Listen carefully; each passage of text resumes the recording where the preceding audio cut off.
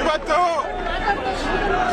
ಯಾರು ಕಾಕ್ರೋಚ್ ಹೆಸರಲ್ಲಿ ದೇಶ ವಿರೋಧಿ ಚಟುವಟಿಕೆಯನ್ನು ಮಾಡ್ತಾ ಇದ್ದಾರೆ, ಆ ದೇಶ ವಿರೋಧಿ ಚಟುವಟಿಕೆಯನ್ನು ಮಾಡ್ತಾ ಇರ್ತಕ್ಕಂಥ ವ್ಯಕ್ತಿಗಳಿಗೆ ಇವತ್ತು ರಾಹುಲ್ ಗಾಂಧಿ ಬೆಂಬಲವನ್ನು ಕೊಡ್ತಾ ಇದ್ದಾರೆ.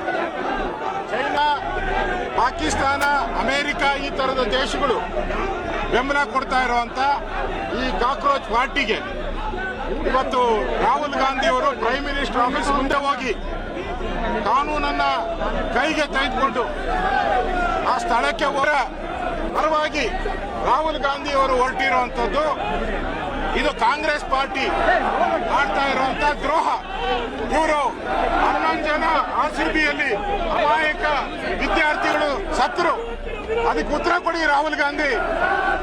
ಹುಬ್ಳಿಯಲ್ಲಿ ಲಕ್ಷಾಂತರ ಯುವಕರು ಹೋರಾಟವನ್ನ ಮಾಡಿದ್ರು, ನಾನು ನಾರಾಯಣ ಸ್ವಾಮಿ ಎಲ್ಲ ಹೋಗಿದ್ರಿ, ಅಲ್ಲಿ ಲಾಠಿ ಚಾರ್ಜ್ ಮಾಡಿದ್ರಲ್ಲ ಅವ್ರ ಮೇಲೆ, ಅವಾಗೆಲ್ಲ ಹೋಗಿತ್ತು ನಿಮಗೆ ವಿದ್ಯಾರ್ಥಿಗಳು?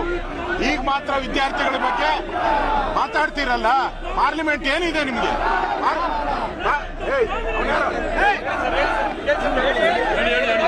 ನಾಲಾಯಕ ವಿರೋಧ ಪಕ್ಷದ ನಾಯಕ ನೀನು, ಮಾತಾಡಕ್ಕೆ ಕೆಪಾಸಿಟಿ ಇಲ್ಲ, ಮಾತಾಡಕ್ಕೆ ದಾಖಲೆ ಇಲ್ಲ ನಿನ್ನ ಹತ್ರ.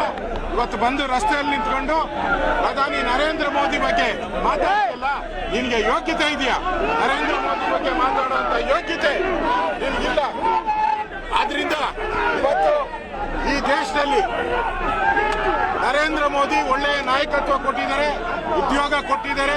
ಇಂಥ ಸಂದರ್ಭದಲ್ಲಿ ಇವತ್ತು ಕಾಕ್ರೋಚ್ ಪಾರ್ಟಿ ಹೆಸರಲ್ಲಿ ದೇಶ ವಿರೋಧಿಗಳಿಗೆ ಕಮ್ಮಕ್ಕನ್ನ ಕೊಡ್ತಾ ಇರ್ತಕ್ಕಂಥ ನಿಮ್ಮ ಈ ಕಾಂಗ್ರೆಸ್ ಕರ್ನಾಟಕದಲ್ಲಿ ಇವತ್ತು KPSC ಏನು ಹಗರಣ ಆಯ್ತು, ಅದರಲ್ಲಿ ಲಕ್ಷಾಂತರ ವಿದ್ಯಾರ್ಥಿಗಳಿಗೆ ಅನ್ಯಾಯ ಆಯ್ತು, ಅವಾಗೇನ ಮಾತಾಡಿದ್ರ?